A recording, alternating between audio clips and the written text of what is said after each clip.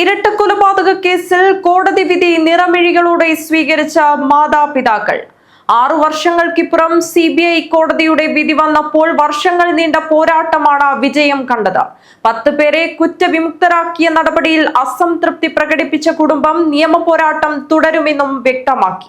വിധി കേൾക്കുന്നതിനായി ശരത്ലാലിന്റെയും കൃപേഷിന്റെയും അച്ഛന്മാരും ശരത്ലാലിന്റെ സഹോദരി അശ്വതിയും എറണാകുളം CBI കോടതിയിൽ എത്തിയിരുന്നു.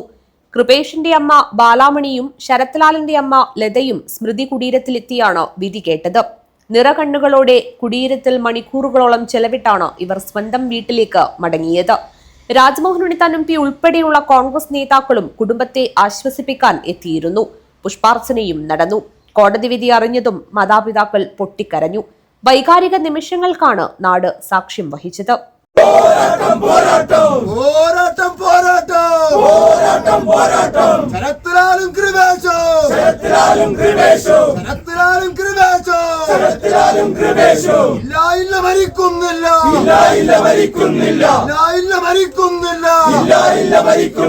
ജീവിക്കുന്നു ഞങ്ങളിലൂടെ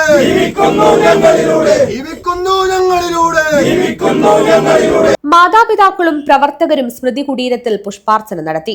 രക്തസാക്ഷികൾക്ക് അഭിവാദ്യം അർപ്പിച്ചു. പെരിയാർ ഇരട്ടക്കൊലപാതക കേസിലെ വിധിയെ വൈകാരികമായാണ് കോൺഗ്രസും സ്വീകരിച്ചത്. 10 പേരെ കുറ്റവിമുക്തരാക്കിയ കോടതി നടപടിയിൽ അസംതൃപ്തി പ്രകടിപ്പിച്ചു. സംഭവത്തിൽ നിയമ പോരാട്ടം തുടരുമെന്ന് കുടുംബം വ്യക്തമാക്കി. നീതി കിട്ടിയെന്ന് തോന്നുന്നു. ഇപ്പൊ എനിക്കൊന്നും പറയാൻ കഴിയുന്നില്ല. ആഗ്രഹിച്ച പോലെ സംഭവിച്ചു. കടുത്ത ശിക്ഷ വേണം തന്നെ ആഗ്രഹിക്കുന്നേ. സർക്കാർ കുറെ കളി കളിച്ചു. CPM നേതൃത്വത്തിന്റെ അറിവോടുകൂടിയാണ് ഈ കൊലപാതകം നടന്നത് എന്നും അതുൾപ്പെടെയുള്ള കാര്യങ്ങൾ പുറത്തു കൊണ്ടുവരുവാൻ സംസ്ഥാന സർക്കാരിന്റെ അന്വേഷണം അല്ലെങ്കിൽ CPM നേതൃത്വം നൽകുന്ന ഒരു ഗവൺമെന്റ് അന്വേഷണം തൃപ്തികരമല്ല എന്നും ആദ്യം മുതൽ 2 കുടുംബവും വളരെ വ്യക്തമായി പറഞ്ഞതാണ്.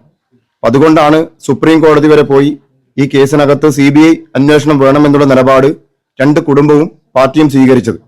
അന്വേഷണത്തിന്റെ ഓരോ ഘട്ടത്തിലും വളരെ വ്യക്തമായി ബോധ്യപ്പെടുന്ന തരത്തിലുള്ള ഇടപെടലുകൾ CPMന്റെയും അവരുടെ ഭരണത്തിന്റെയും നേതൃത്വത്തിൽ ഉണ്ടായിരുന്നു എന്നുള്ളതും യാഥാർത്ഥ്യമാണ്. അതുകൊണ്ട് തീർച്ചയായും 1.5 കോടിയോളം രൂപ മുടക്കി സംസ്ഥാന ഖജനാവിന് നഷ്ടം വരുത്തിക്കൊണ്ട് സുപ്രീം കോടതിയിൽ രഞ്ജിത്ത് കുമാറിനെയും മനീന്ദർ സിംഗിനെയും പോലുള്ള വക്കീലന്മാരെ കൊണ്ടുവന്നത് കൂടാതെ നമ്മുടെ പാർട്ടിക്കൊപ്പം ഉണ്ടായിരുന്ന ഈ പാർട്ടിയുടെ ഉപ്പും ചോറും കൊണ്ട് വളർന്ന് നേതാവായ ഒരു വക്കീലിനെ CK ശ്രീധരനെ വരെ ഇതിനകത്ത് നടത്തിയെടുത്തുകൊണ്ട് വലിയ ഡീല് നടത്തിക്കൊണ്ട് എന്താണ് ഡീൽ എന്ന് ഇനി CPM വെളിപ്പെടുത്തണം.